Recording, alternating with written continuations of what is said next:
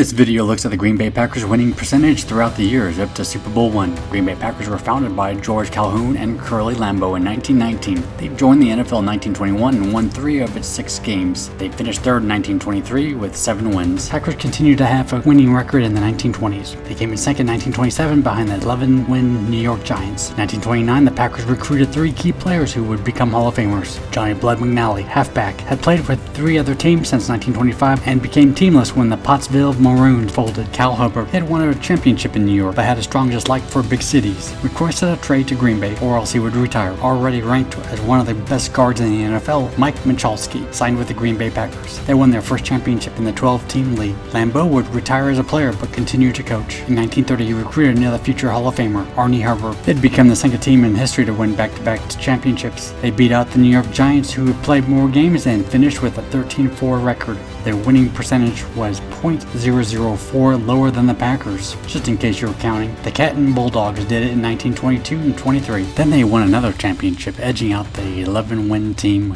Portsmouth Spartans, that became the first NFL team to win 3 consecutive titles. In 1932, despite 10 wins, Green Bay finished second behind the Chicago Bears, who had a better winning percentage despite having only 7 wins. They had 7 ties, which did not count against the win-loss percentage. At this point, the Green Bay Packers had won 93 games and had peaked with their career winning percentage of .712.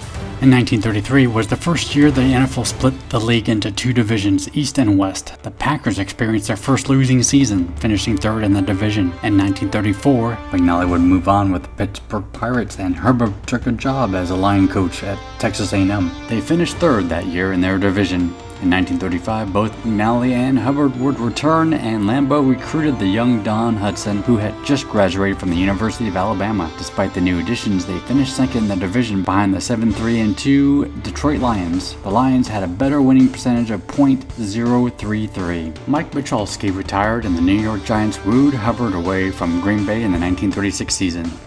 Despite that, Green Bay would win their first divisional title and 4th NFL championship when they beat the Boston Redskins 21-6 in the championship game.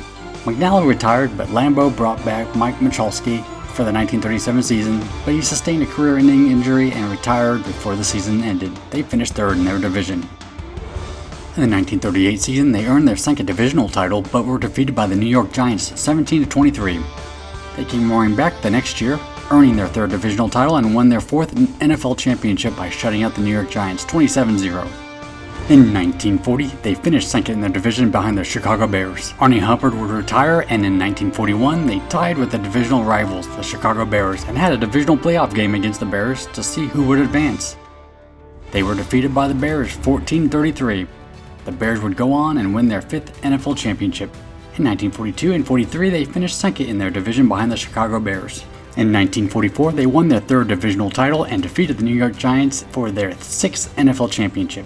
Interestingly enough, at this point, Green Bay had won 186 games with a winning percentage of .710. Don Hutson would play 1 more year and retire, and the Packers would finish in 3rd place in their division for the 1945, 46, and 47 seasons. In 1948, the Green Bay Packers finished with a losing season. This would start an 11-year drought of non-winning seasons. In 1949, Coach Curly Lambeau would retire.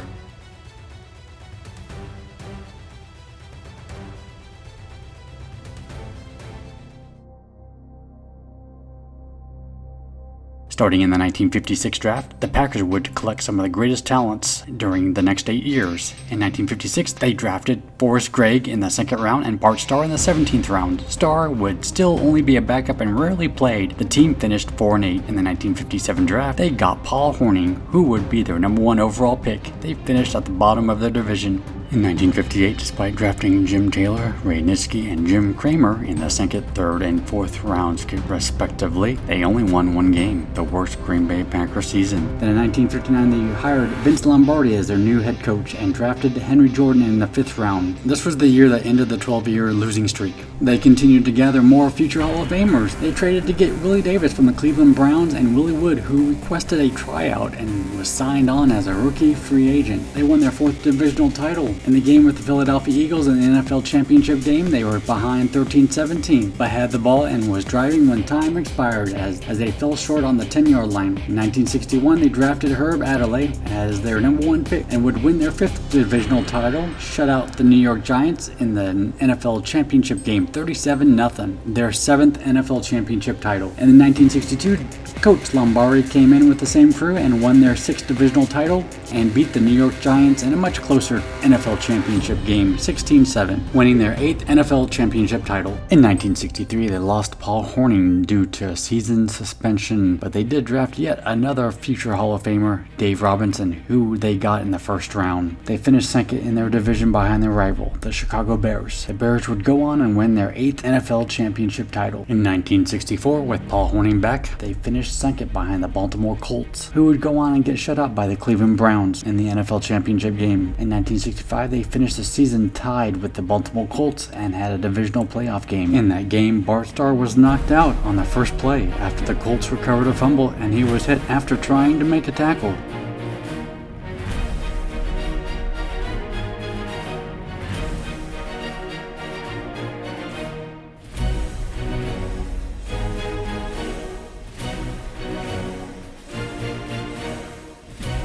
The Packers turned to Zeke Bratkowski, who would lead the team to a tie at the end of regulation, 10-10.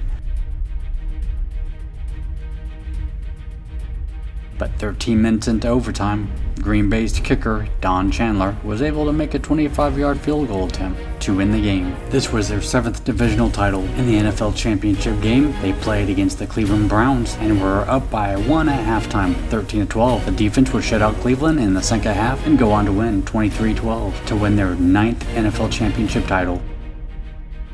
And finally, in the 1966 season, which was the first year of the Super Bowl, they lost to the San Francisco 49ers and Minnesota Vikings by a total of 4 points. They would then go on a 5-game winning streak at the end of the season, win their 8th divisional title with a 12-2 record. They would play the Dallas Cowboys for the NFL Championship game. They scored 2 late touchdowns to take a commanding 34-20 lead with 5:20 to go, but Don Meredith threw a 68-yard touchdown pass to Frank Clark. Then Dallas got the ball back and drove down the field to the 2-yard line. On 4th down, the Cowboys attempted a rollout pass, but Dave Robinson pressured Meredith, who threw the ball to Green Bay's Tom Brown for the interception in the end zone. And there you have it, the winning percentage of the Green Bay Packers. This 1966 team that was going into Super Bowl I against the Kansas City Chiefs had 11 Hall of Famers and a coach who would have the trophy named after him. If you like this video, like and subscribe. We appreciate it. Click on the next video to see our analysis of Super Bowl I. Again, thanks for watching.